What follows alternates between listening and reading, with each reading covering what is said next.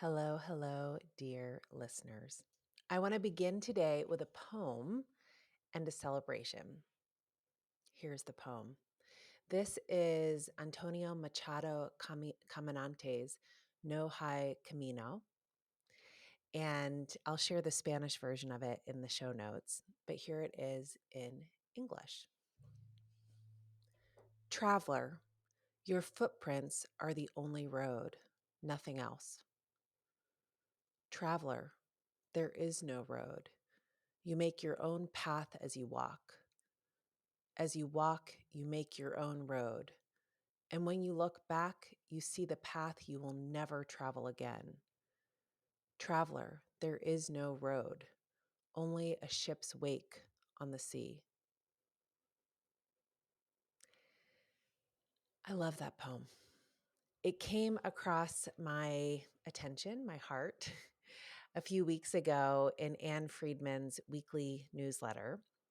And this leads me to the celebration. And then I promise I'll link this celebration and poem to today's topic on taking the next step. What I want to celebrate is that this poem was in a version of Anne's newsletter celebrating her 10-year anniversary of producing the newsletter. So just imagine that for a moment, that go back to 2013. How many newsletters were you getting then? Like this was early days. And what she talked about in the newsletter is just the importance of keeping on going, that you don't actually know where that, in this case, the habit of producing a weekly newsletter will lead. But it's about continuing to do it and taking the next step and taking the next step. And that she can look back now and see a body of work, an evolution of her thinking through this practice of taking the next step again and again, writing the newsletter again and again each week. And I think that's awesome. And as the poem highlights, we often don't know what the road ahead is. And we'll talk today about how sometimes when uh, we might have a roadmap, but rarely do we follow it from point A to point B and then C and then D without any rerouting, without any detours when it comes to the roadmap of our lives, big dreams that we're calling in. And so acknowledging, as this poem does, that there is no road. You make your own path. In fact, I might go on to say, you are the path. And it's in your movement that you create your own path, your own road. And that can be scary and that can be a gift. And it doesn't have to be an either or. It's probably both for most of us, most of the time. Okay, so here's what I want to do today as we get into this topic, take the next step. I want to share with you all 5 habits to nurture that will help you do this. Why? Because I know as a coach and vision guide that clients get knocked off center all the time as they set forth on their paths to develop and move towards and lead with their visions. And taking the next step is a solution for how to keep going, to create a workaround, to jump over the roadblock, to find a new way in. When we get stuck, when we lack movement, it's hard to see a new way around. We sit in the stuckness. Now, when I talk about getting knocked off center, let me just ground that and what that can look like. It might be that you're facing a difficult conversation and wondering, what do I do? Or maybe you're leading or a part of a misaligned team. What you're being asked to do doesn't feel like it lines up with what you have capacity to do, what you have resources to do, what you have attention to do, what you have know-how or expertise to do, right? So misalignment. It might be that you lack clarity on the job ahead. I know you're asking me to do it, but what is it supposed to look like at the end, right? Lack of clarity. Maybe you're holding a feeling that the work isn't sustainable. I can't keep doing it, even though I know where we're headed and what we're being asked to produce. I'm facing burnout. Maybe it's that you are in a fear that you're not good enough or your ideas aren't worth it enough, that you're too much, right? Clients get knocked off center. We all get knocked off center. And by the way we get knocked off center isn't always from the challenge that feels negative, misalignment, lack of clarity, imposter syndrome. Sometimes the challenge is in the opportunity. How do we get there ahead of the competition? How do we develop our product faster? How do we sync technology and scale? How do we keep the core culture that is the heartbeat of our business and reinvent what we do or how we do it? Right? Sometimes the challenge is in the opportunity. In all of these scenarios, we've got to keep moving. And that's why today we're dropping in and looking at habits to nurture around simply taking the next step.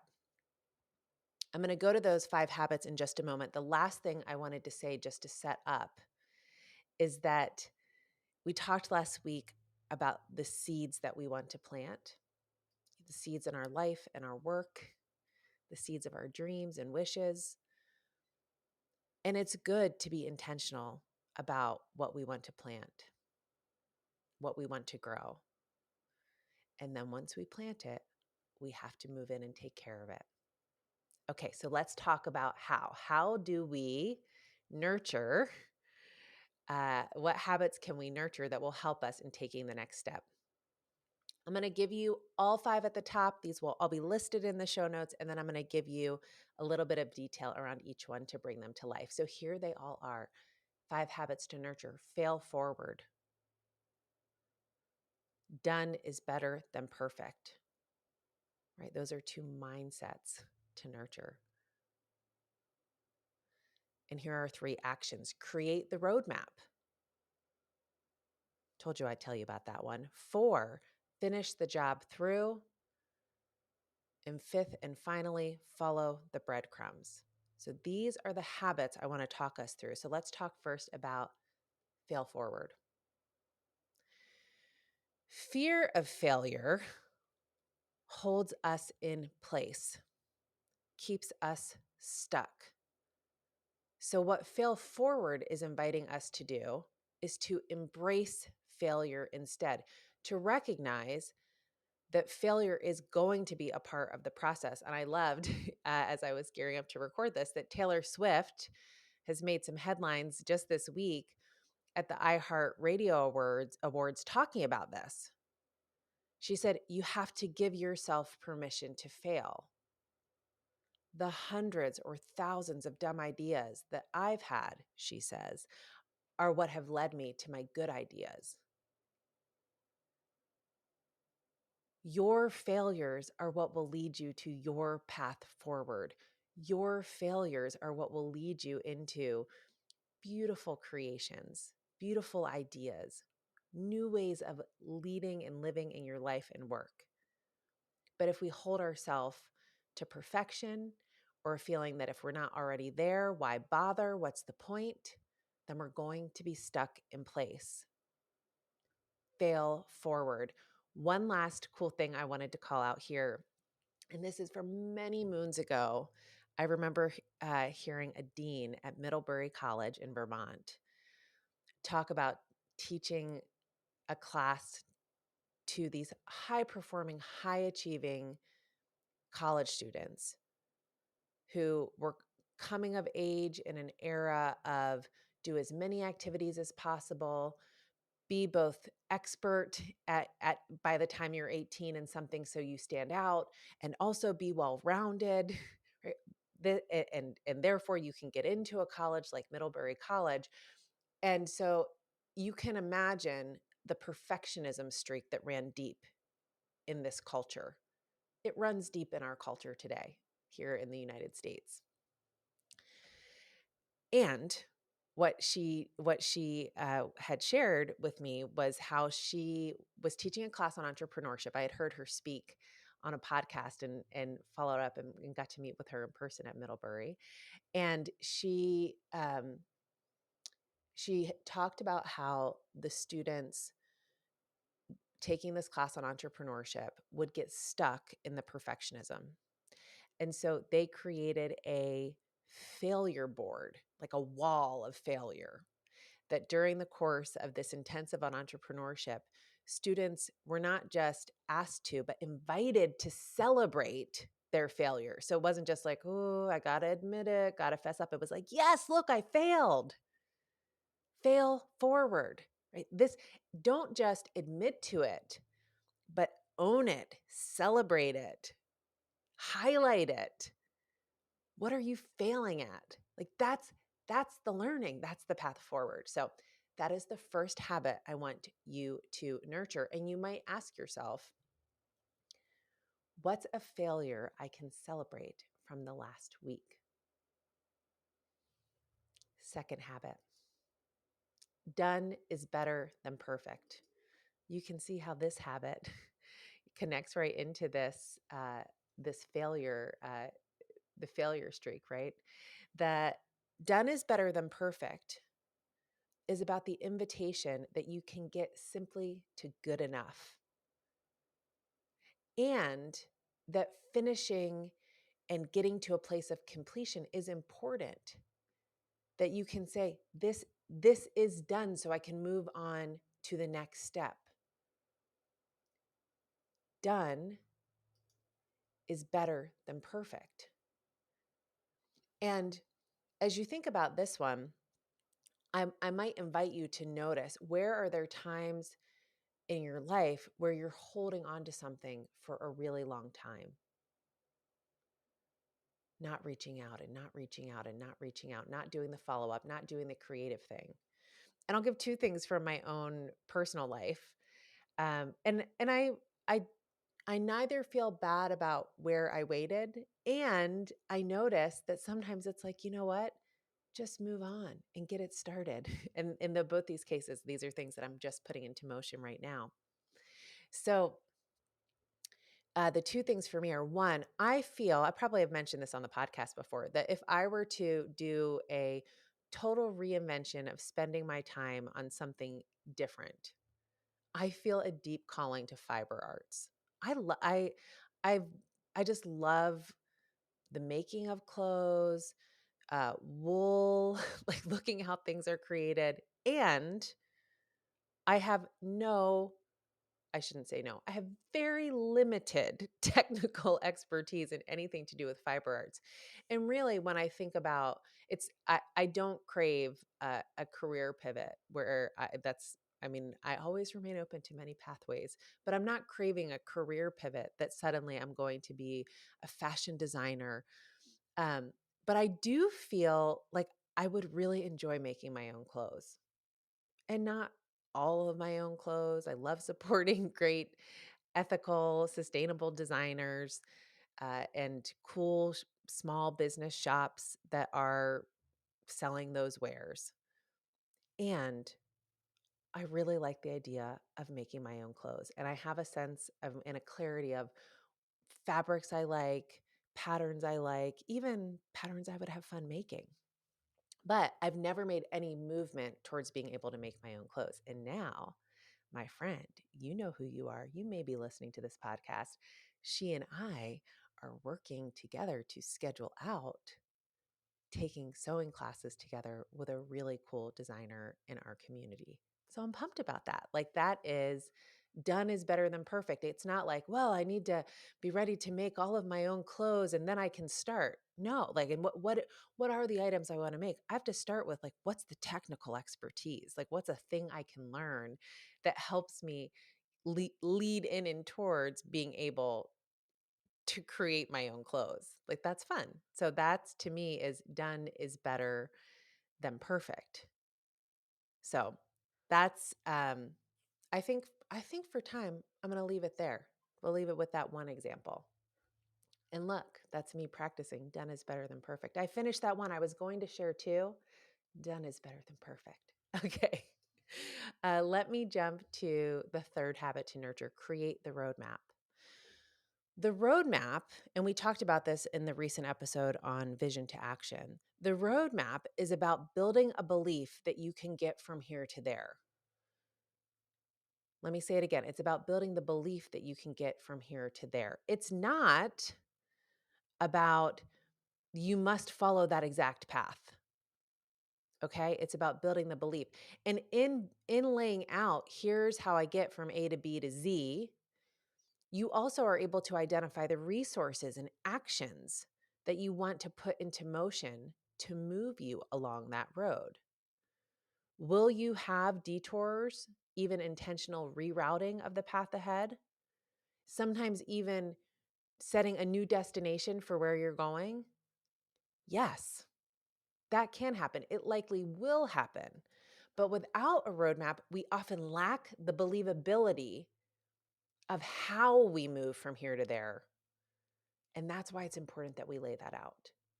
I can get from here to there such that I can pull my desired destination into a present action and on out to the next action, and the next action, and the next action, even though we know that those actions will likely change along the way. Create the roadmap. Fourth habit to nurture, finish the job through. So for me, this one is about if you say you're starting, move it all the way to the finish line.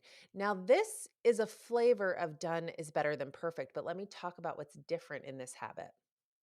So, if done is better than perfect is about getting to good enough,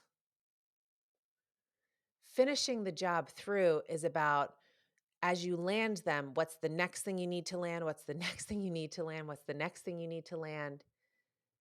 And there is this completion that happens along the way. Okay, well, I landed this thing, but you're also seeing the sequencing of how things connect together. If what you're doing is you have a vision of throwing a beautiful outdoor gathering with friends where you're all around a lovely table, she says, as she knows this is something she wants to do this summer. She being me, friends, if you didn't catch that. um, then there's many things that you might be finishing the job through on. It might be that you are finishing the job through on putting the table that you have outside. And it might be that you have a vision of a table that's different, that you build out of lumber from your land. And then done is better than perfect might say, well, I don't have time to do that for this event that I'm throwing next week. So I'm going to put the table I have outside. Finishing the job through is then saying, okay, so done is better than perfect. Put the table you have outside. What's the menu? Go to the grocery store, make the meal or hire the caterer, set the meal in place, invite the people who are coming, right? Pour the drinks, get dressed, right? Finish the job through so that you can land in the event and say, like, I'm here and I can embrace it and I'm in it. I'm present to it. And all, again, intersecting with some of the other habits we've talked about all along the way. It's like, oh, and this thing I really wanted to do, I'm making it up, signature non-alcoholic mocktail. Great. You wanted to do that, but you didn't create that, but you put the tea that you have that's non-alcoholic and the kombucha that you made that's non-alcoholic in beautiful glasses. It's not some signature bespoke thing that you've made, but it's good enough. Fail forward, done is better than perfect. finish the job through, right? See how these things start to play together? The last habit to nurture I wanted to talk about is following the breadcrumbs. And what I mean by following the breadcrumbs is moving from the one thing to the next thing to the next thing and keeping your eyes open. Uh, I would say like Hansel and Gretel, except what I don't mean here is that I want you to land yourself in a fire pit with an evil witch in the woods. But if you think about opening your eyes and saying, "What's the next thing you might move towards?" And I'll speak to an example I heard from a listener who talked about having a vision of something in the community, and it was something that she was like, "I've always really wanted to see this happen," and um, it always felt really big to be able to make it happen, and it's something that would make my life better, and it would make my kids' life better. Um, And so I went to our local governing board and said, I'd like to help. And actually, before she got to the local governing board, she went to the place she thought would be able to direct her to how to do this. And they said, well, you got to go talk to this person, follow the breadcrumbs. And that person said, well, if you want to do that, come to this meeting, follow the breadcrumbs. And then they said, at this meeting, we're going to talk about this. So it's about, okay, I'm going to show up to that meeting. And then, done is better than perfect, drafting a plan for her idea for what that could look like and sharing it. Showing up at the meeting, following the breadcrumbs, owning what she wanted to see happen, and then the team saying, great, tell us how we're going to do it. Let's do it. And that's that, if what you're saying is, well, I need to have the whole thing and I don't know if they'll agree with it, and you stay in place. But if it's like, well, the very first thing I know I would need to do is figure out that I'm talking to the people who make these decisions, because it's not something I do in isolation.